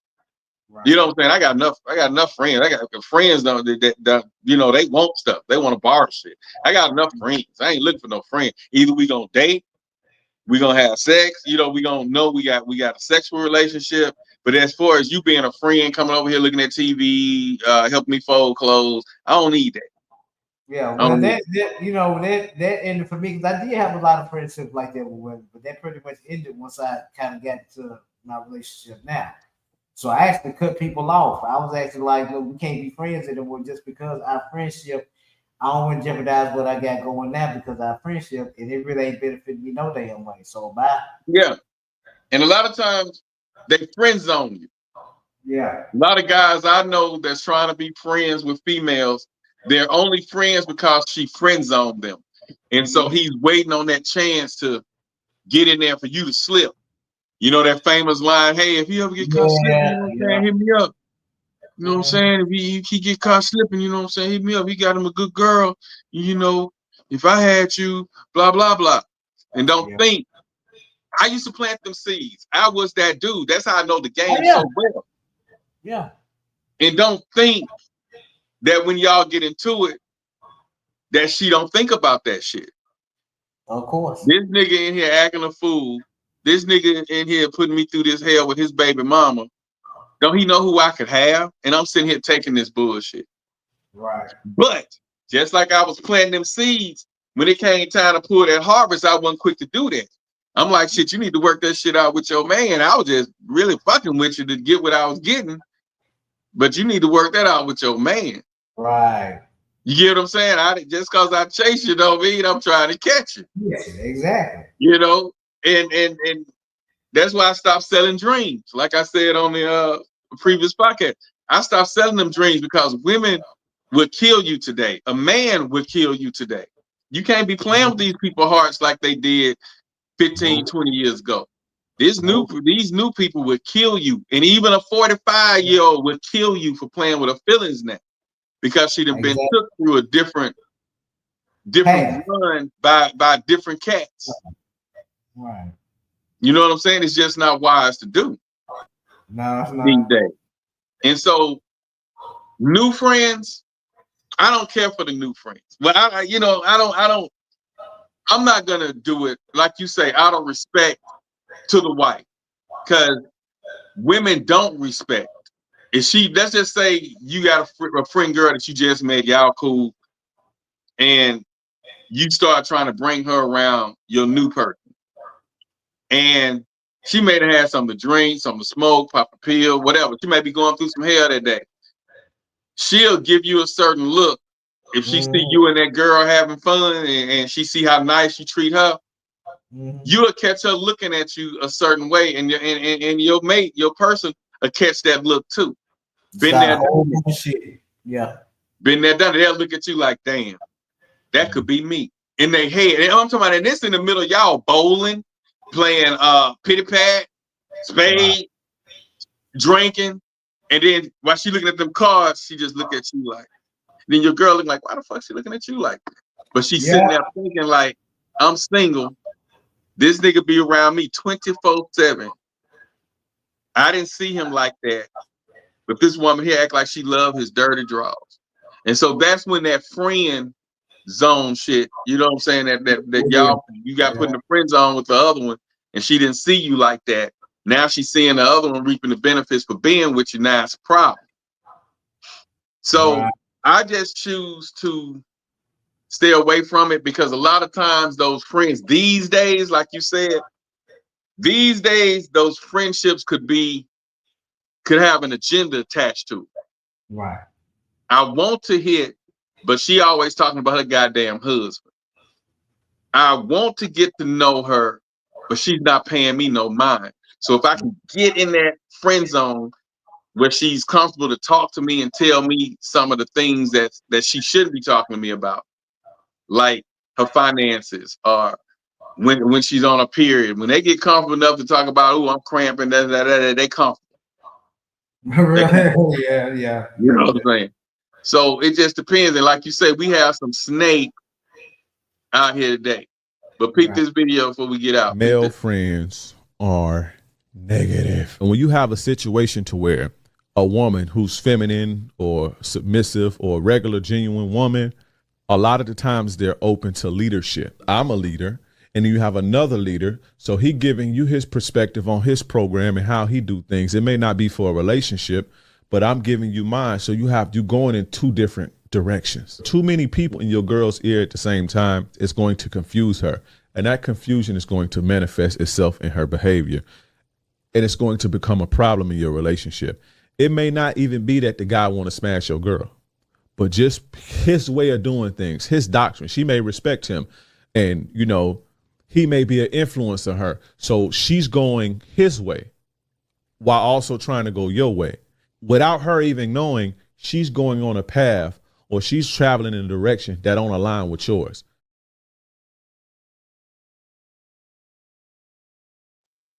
Yeah. But you know what I'm saying, George? So I know you gotta go. We're gonna watch two more, then I'm gonna let you get out of here. But yeah, that's one thing, because a lot of women are more weaker vessels per se, and you're confusing her. Like he said, she admired this guy, but she been under your what I want to say. I don't want to say ruling or whatever, but we'll use the word auspices. Yeah, that's a good word for it. Okay, she been under that with you for so long, and now this guy coming up with new ideas, kind of like you with your new vision. If you're friends with a female and she got a man and she listened to your new vision that's totally different from a man, you're gonna confuse her.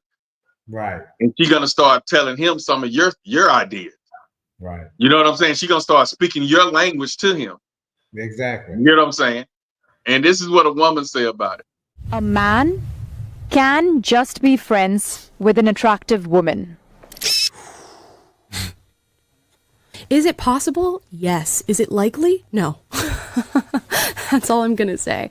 If a man is friends with a woman, it says attractive, but I'm going to like twist a little bit and say a woman that he is attracted to, personally is attracted to, which means not only are you attracted to the way that she looks, but you've also found a characteristic in her that you like enough to be friends with her.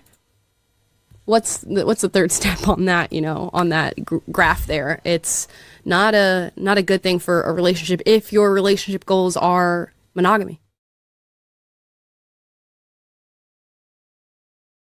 So majority is saying it's just not a healthy thing. Here's 3 reasons why guys and girls can't be just friends. Number 1, guys are different. Straight up facts, man. Look, the reality is that guys think differently to girls. Are there exceptions? Yes. But the general rule is that men are led with their sexual desires and women are led with their emotional desires. The guy normally wants something out of it, whether he mentions it or not. Number 2, girls are naive. Yes, you probably don't want to hear it. And no, not all girls are naive. But you'll find that most of the time, it's the girls who feel that guys and girls can be just friends. Girls will think that this dude really cares about me. Yeah, he may care about you, but ask him if he wants to take your friendship further and see how he responds. And number 3, because ultimately Allah and His Messenger have told us that casual relationships with the opposite gender are not allowed. If it's a purposeful relationship or work related, then communicating and being respectful is fine, right? But it's when it becomes casual, as Allah says in the Quran, وَلَا تَقْرَبُوا الزِّنَا, do not go close to zina. And that means removing all the possible ways that lead to zina. And the biggest one is having casual relationships and being friends, as that's normally where things start. He broke that shit down. Yeah, he really did. Yeah. So it like to say it's a up in the air type situation. Watch this, the last one. I know you got to go. Peep this. Now, to a degree, I believe that men and women can be friends. However, I understand a man's nature. If that woman opens the door and she's persistent, some men will stop it. But a lot of men, I'm not saying every man, let's get that clear. I'm not saying every man, and I'm not saying everybody will open that door or every man will walk through the door, but a big percentage of men will walk, especially if she's attractive. I don't care how you try to chop that up. If she's attractive and she opens that door, there's a great chance that he's going to walk through that door too. I promise you. I promise you. Right? Especially if she's vulnerable, lonely, or in need of something. Well, so all this true. I mean, I think that people actually go out looking for that. They can tell who's vulnerable and how to play them, get what they want. I mean, it's all a game to a certain extent to many people. Yeah. And that's how I approach the dating world, man. Even growing up, it was a game. Right. Let me throw my fishing line in here, and if the fish bite, boom. If I pull one on, I'm gonna look at it, put it back in the water, like you said earlier. Give us your summary. You know what I'm saying? Go ahead and break down what you think about the friendship and the dating. I mean, the friendships with opposite sex being friends, new friends now. Not friends you grew up with and went to school with. There's somebody that you meet at the grocery store and y'all talking about books or internet or TikTok, and now y'all friends. If you grandfathered in as a friend, is one thing, but it depends on what your situation is in terms of your relationship. If you single, then you have all the friends you want to of the opposite sex. But if you're in a committed relationship and trying to build something, you're gonna have to talk to your partner, talk to your mate, talk to your spouse, see what y'all comfortable with, and rock with it. You might be able to go have lunch or coffee with your friend. Then you might have another woman that ain't cool for her, so you got to find what works for you. But you got to be honest and transparent and willing to make the changes to try to fortify a relationship. And sometimes you got to understand too. Everybody got a season. Especially if you're trying to pursue something with somebody else, maybe that person that was in your life that you called a friend ain't your friend. You know, maybe they need to fall off so you can come up. So you just got to do what's best for you, do what's best for your relationships, take care of yourself, and fuck the rest. Like Biz Marcus say, she's just a friend. Right. Come on, don't give me that. But yeah, but yeah, with that being said, George, I appreciate you coming out, man, tonight. And as always, the discussion is always a pleasure. And hit me up if you get a break tonight. If you still need to chop it up, I'm up. So hit me up. Until then, Speak on It Podcast 2K5. That's George. He out of here. Peace. I'm gonna wrap it up. Good night. All righty. Now, these do some good videos. They talking that language. They talking that language. Now, peep this out. Can girls and guys just be friends? Yeah, I think so. They can? Absolutely. Okay, are y'all like a couple? Yeah. So I could be her friend and there'll be no problem? Yeah. So I can be your friend? Can I be your friend? 100%, yes. Okay, can I get your snap in? Sure. Okay.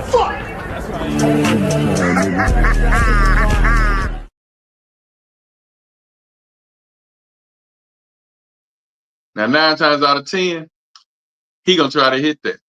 He got a snap. They're finna be snapping it up. He gonna wait till he gonna get in the DM. He gonna wait till she get caught slipping. And it is what it is. You know what I'm saying? Possibility that it is what it is. Not all women gonna fall for the okie doke, but you know, it's a possibility. So the deal is, like I say, we just determined on the podcast, Speaking with George. The deal is on the new friends. We ain't talking about the friends that was grandfathered in high school, 15 years friends. We ain't talking about them. We talking about somebody that's freshly new to your friend roster of the opposite sex. Is it cool to be in a to be hanging out and besties with them? Where they come to work, they show you things, whatever, y'all laughing and enjoying, y'all skinning and grinning, as Big Mama used to say. Is that healthy? And the reason I don't think it's healthy today is you got too many entities out there, social media, that is confusing people, putting things in their head. You got the DMs, you got the likes that's making people think they have more options than what's actually available. So I don't think it's especially if you're in a committed relationship, and I'm gonna say 3-5 years plus. So it's definitely 5 years plus. It's really not healthy because you're leading up to that 7-year glitch in that marriage. Now you got a new person in there. And like I say, majority of the times, ladies, believe it or not, if a guy approach you and trying to just be a friend, not all the times, of course, but 8 times out of 10, if he approaches you, joke with you, and try to get in there to be a friend, he's attracted to you in some shape, form, or fashion. And once attractive to you, he's going to eventually try to prey on you. Just try to see how far he can go. Say little things, tell you how pretty you are, say negative things about your man. If you catch those signals, that means he likes you. Damn, that nigga ain't buy you no lunch today? Damn, that nigga can't let you come out here looking like that? And man, if I was, you know what I'm saying, all them if I was, they like you. So stop saying you didn't know that he was feeling you and Just because you're not feeling him don't mean that he ain't feeling you. That's the first thing that our women need to understand. Just because you not feeling a guy or you not feeling a female, whatever y'all got going on, just because you not feeling them don't mean they not feeling you. And a lot of women friend zone guys. They in the friend zone. So they're in the friend zone, and if they remain in that friend zone and still talk to you, knowing that they didn't threw a line at your shoe, you need to be with me. I'm wondering why we not together. And then she just throw you in this friend zone, and the phone calls get less, the texts get less because she's trying to let you know that ain't no type of party with us getting together. You know. So when you see that, you've been friend zoned, fellas. And once that guy gets friend zoned, he's gonna hang around, and he's the one that's trying to be that shoulder to cry on that can eventually turn into a penis to lie on. So you have to watch people these days. You know what I'm saying? So I don't promote new friends, whether it's opposite sex or not. I don't care for new people like talking about. I just don't really care for that. And plus, people nowadays, like I said, they come attached with agendas, and I ain't got time for none of that. And so, my thing on it is look at your situation, and if your mate are seeking friends of the opposite sex, and you see any texting with them, joking with them, playing pool and shit with them, and they know each other, pool on the phone, and they doing Candy Crush and all that shit and joking and having fun together. That's not healthy for you, my brother, and vice versa. That's not healthy for you, sister, if you catch your man doing that. That means that person that they're talking to or interacting with is showing more attention than you. So it depends on your situation. If you're in a relationship, a serious relationship, about to be engaged or married or something like that, or working towards getting engaged, it's not the best thing to do, especially if that person, if you find that person attractive. It's just not wise to do, nor is it fair to whomever you're dating. So it should be a rule. Never date nobody. I'll never be friends or close friends with someone that you're attractive to when you're trying to be in a relationship. That's not what you do. You know what I'm saying? But on that note, I'm about to close it out on the topic for tonight. So it's possible. It's possible. It's rare. And you guys just got to make sure that you know what you're doing. But like George said, that person, and even though there's a loophole in this too, there's pretty much a loophole in any scenario and any type of relationship that you can bring up. The deal is if you can introduce them to your mate, and you have to open up and listen to their opinion. Once they meet them and you say, hey, this is Henry, blah, blah. Hey, this is Barbara or whatever. If that mate say they don't trust them, something about them, they don't trust them. I know I don't want you hanging with him or her. You have to respect that because you're in a relationship, especially if it's 50-50, you doing your part.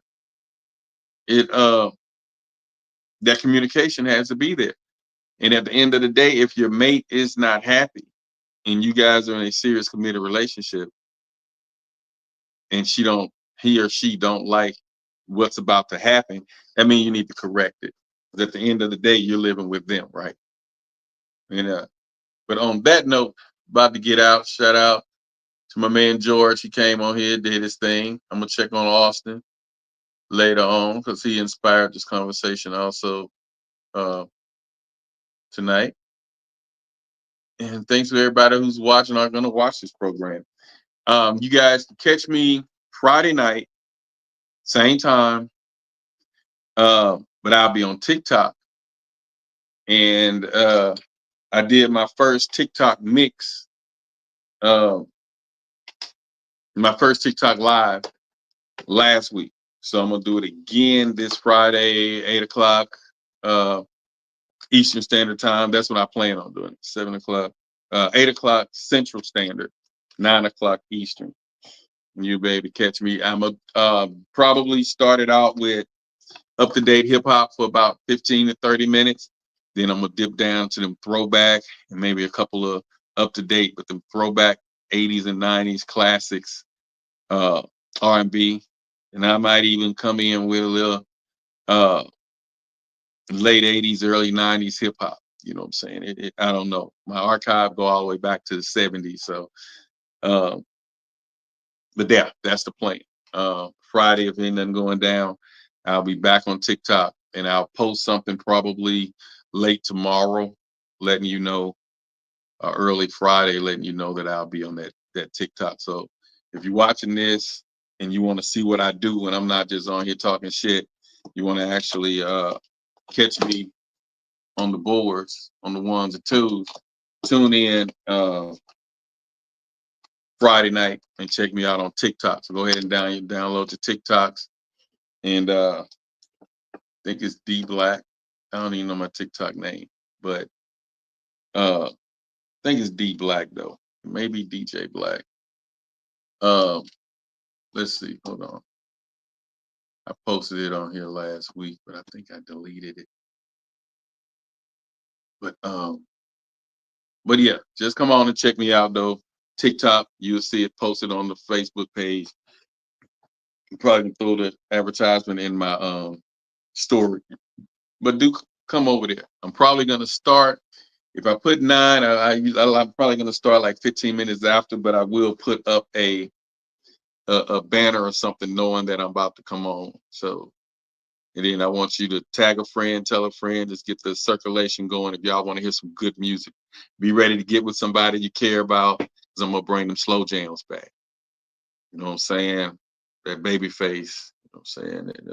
A little less sweat. I want to dip back to some Atlantic Star. You know what I'm saying? Chill. I might even throw some R. Kelly in there. You know what I'm saying? I don't discriminate. I love the man's music. That ain't got nothing to do with his character. So yeah, but tune in, check me out. Y'all know I gotta throw that baby face. But with all that being said, I'm out. Speak on the podcast. Check me out though. Going live on TikTok. I gotta build my TikTok lives up so I can start hosting these my podcast on TikTok. That's next. But with that being said, I'm out. Speak on it. 2K25. We out. Till next week. Peace. What you think, man? I've been in the polyamory lifestyle. I can't even say lifestyle because it's not a lifestyle. It's a way of loving, not a way of living. I've been polyamorous for about 10 years now. Okay. And the mindset for me is mentally, I think I've been polyamorous longer than actually practicing it, because I've always felt that this like monogamy just doesn't fit for me. Right. I don't understand why I have to only love one person, or why I can only show affection for one person. Where is this written? Why do I have to go along with what the societal standard supposedly is? Right. And then the problem comes when you love somebody too much.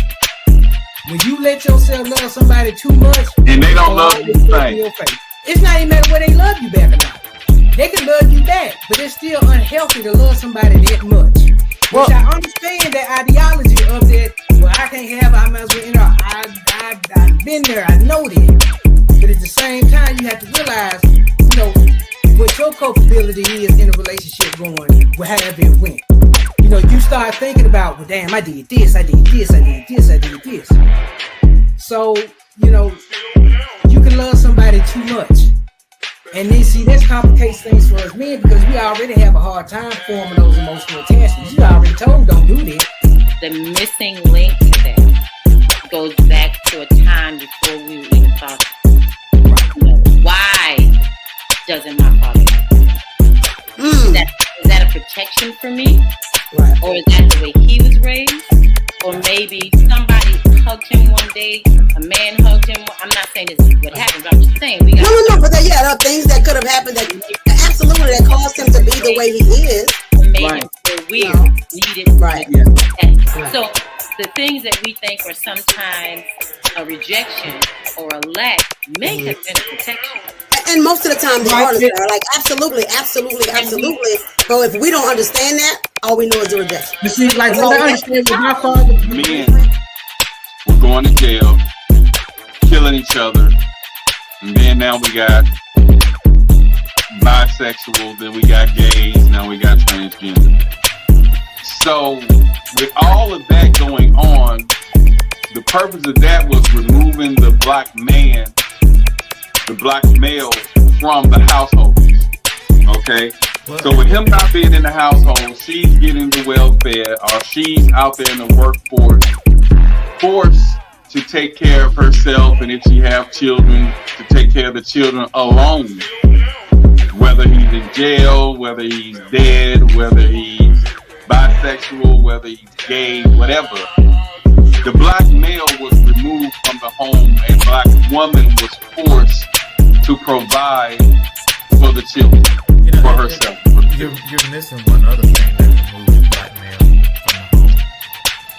That's white women. Because after white it was run on black men, white women.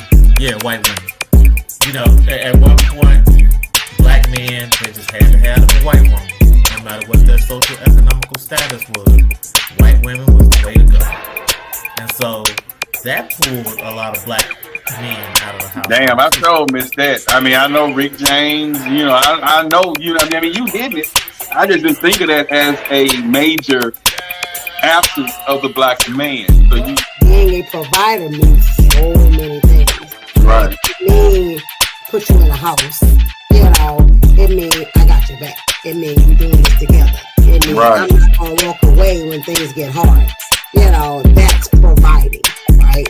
I'm gonna provide emotional protection so that you can, you know, I'll be present for you when you don't feel like you can be there for yourself or whatever, you know. So there's so much more definition to the thing, right?